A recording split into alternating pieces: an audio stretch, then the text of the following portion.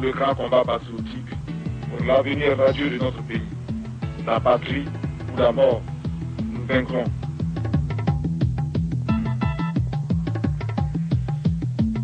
Notre révolution signifie également donner à boire au peuple. Et nous avons réalisé des forages de puits partout à travers le territoire. Nous avons également réalisé des barrages. Ces barrages ne sont pas très grands. N'allez pas penser que nous avons réalisé des barrages gigantesques dans le genre du barrage d'Assouan en Égypte. C'est trop grand pour nous. Mais c'est de tout petits barrages que les populations ont réussi à construire elles-mêmes, souvent en chargeant sur la tête les blocs de pierre, parce que nous n'avons pas de brouettes, nous n'avons pas de camions pour le faire. Et nous avons dû creuser à la main parce que nous n'avons pas de bulldozer, nous n'avons pas les machines, les caterpillars. Le sacrifice. Et ce sacrifice commence d'abord par les dirigeants eux-mêmes. Dans notre pays, il est interdit aux ministres de voyager par avion dans les classes premières. Ils doivent voyager en classe économique.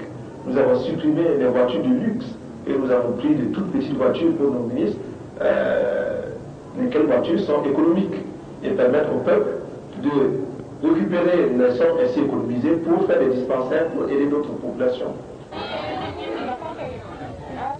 L'analphabétisme. Nous sommes en train de construire de plus en plus d'écoles. Pour vous donner un ordre d'idée, de 1960 à 1983, c'est-à-dire depuis la date où la France, qui nous avait colonisés, a permis à notre pays d'accéder à l'indépendance jusqu'au début de la Révolution, nous avons pu mettre à l'école environ 12% des enfants. For children, written on the material of the dress is the calendar of vaccinations for young children, including polio, DPT, I'm not sure the other one.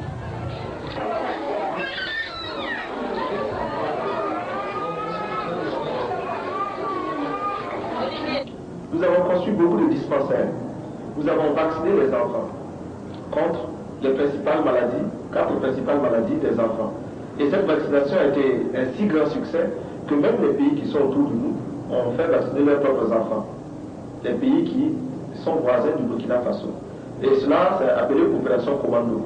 Le terme est militaire, mais il signifie que nous avons voulu, en un temps très rapide, avec des moyens très limités, faire de grandes choses. Opération commando. Et cette vaccination commando a été un très grand succès. Nous avons vacciné des millions et des millions d'enfants en très peu de frais. Nous encourageons l'aide qui nous aide à nous passer de l'aide. Mais en général, la politique d'assistance et d'aide n'a abouti qu'à nous désorganiser, à nous asservir et à nous déresponsabiliser. Nous avons choisi de risquer de nouvelles voies pour être plus heureux, rejetant de manière abrupte et définitive toutes sortes de dictats extérieurs pour créer ainsi les conditions d'une dignité à la hauteur de nos ambitions. Refuser l'état de survie, desserrer les pressions, libérer nos campagnes de l'immobilisme moyen enjeu ou d'une répression, démocratiser notre société, ouvrir les esprits sur un univers de responsabilité collective pour oser inventer l'avenir. Thomas Sankara est arrivé dans un paysage politique qui stagnait. On avait l'impression que les chefs d'État africains et tous les acteurs politiques africains avaient pris leur marque et tout était figé. Et c'est sur ces entrefaites qu'est arrivé Thomas Sankara, qui tout de suite a montré que pour l'Afrique, il y avait peut-être une troisième voie. Il est arrivé en homme jeune, déterminé. On dirait aujourd'hui qu'il avait soigné son look, une certaine impertinence dans le ton, alors que les autres chefs d'État qui étaient très soucieux du maintien finalement de l'établissement des bons rapports entre la France et leurs propres États, bénissaient toute impertinence. Sankara est arrivé à une époque où l'Afrique était confrontée à toutes sortes de cataclysmes économiques, cataclysmes naturels. Et ce qui a été formidable avec lui, c'est qu'il a montré que la misère, c'est pas une normalité africaine, que l'Afrique n'était pas condamnée à la misère. Et ça, il a montré en posant des actes simples et concrets, en s'attaquant à la déforestation du Burkina, à l'avancée de la sécheresse, en s'attaquant aux problèmes alimentaires. Il a été capable de fournir 2 repas par jour à tout Burkinabé en l'espace de 4 ans. Et ça, c'était formidable pour toute l'Afrique. Ça prenait à contre-courant toute cette ambiance d'afro-pessimisme. Ce qui était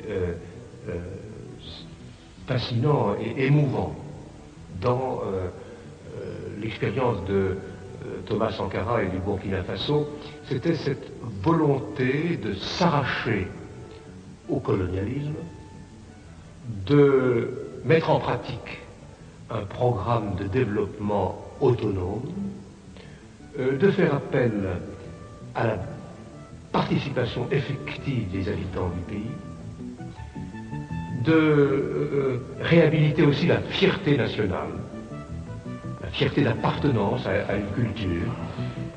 Je dirais qu'il était exactement tout ce qui manquait à l'Afrique. Ce courage, où on avait l'impression qu'il n'y avait plus rien à faire et que les gens s'étaient accommodés à leur sort, il représentait aussi une jeunesse tout à fait pleine d'espoir par rapport aux vieux dinosaures qui hantent toujours le paysage politique africain. Et troisièmement, il apportait la dimension morale qui nous manquait, c'est-à-dire que l'image qu'on avait des dirigeants africains était celle de personnes corrompues et dont il n'y avait rien à tirer. Puis il est arrivé, il a montré à tous qu'on pouvait être fier, digne, se mettre au service d'une nation sans se remplir les poches.